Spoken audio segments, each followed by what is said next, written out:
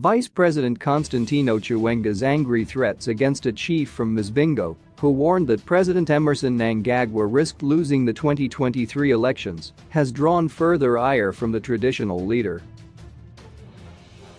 Chief Murani angered the authorities when he accused Mnangagwa and his top executive of entertaining corruption. The chief was addressing mourners at the funeral of Public Service Commission official Elson Ghani.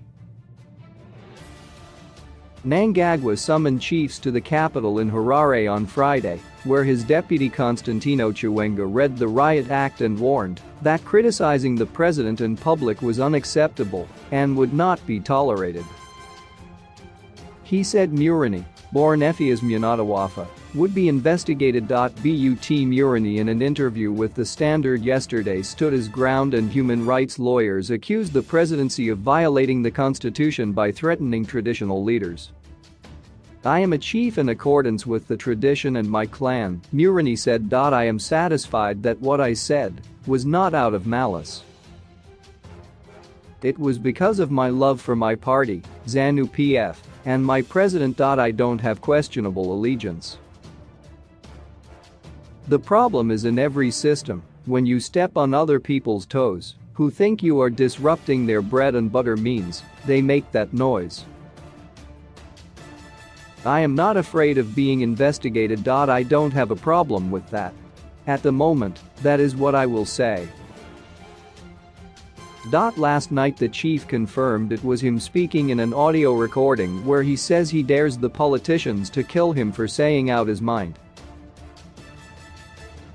He accuses government officials of seeking to kill him for lashing out at Mnangagwa. Before Chiwenga's threats, Murani had told The Standard that he was receiving threatening messages and calls from anonymous people, a known tactic used against government critics. "I have plans to engage Mnangagwa on the issue I raised recently," he said. "The issues of corruption have to be addressed. Mnangagwa has the chance to remove the criminals surrounding him by reshuffling the cabinet. The people whom he is sending on the ground are the ones who are misleading him. We love our president and he is doing wonders, but the problem is the criminals around him." In audio clips that have gone viral on social media, Murani threatens to expose corrupt ZANU-PF members to Mnangagwa.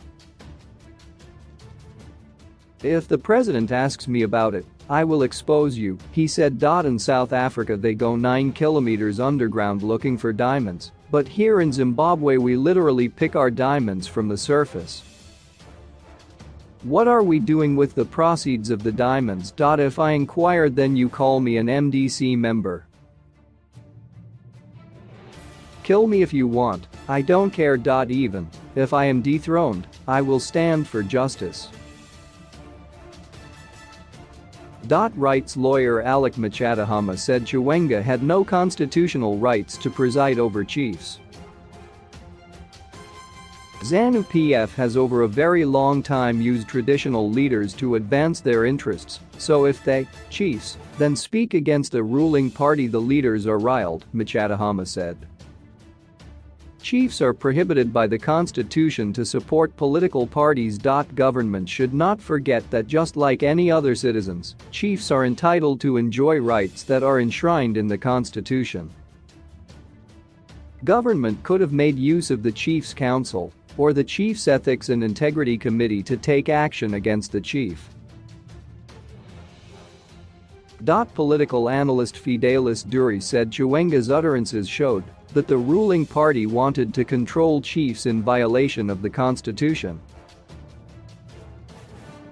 Traditional leaders have always been the #1 enemy to the ruling party since independence, but the leaders have pampered them with material things to buy their allegiance, Duri said.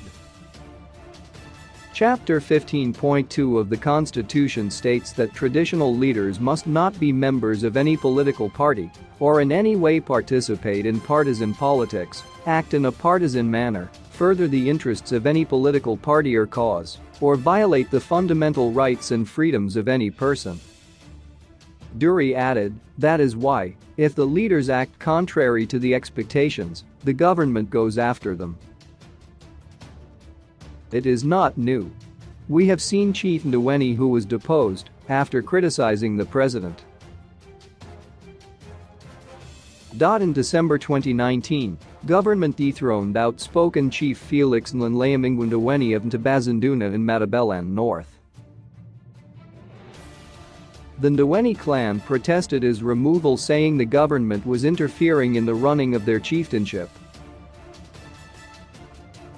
Chapter 283 of the Constitution of Zimbabwe stipulates that the appointment, removal and suspension of chiefs must be done by the president on the recommendation of the Provincial Assembly of Chiefs through the National Council of Chiefs and the minister responsible for traditional leaders, and in accordance with the traditional practices and traditions of the communities concerned.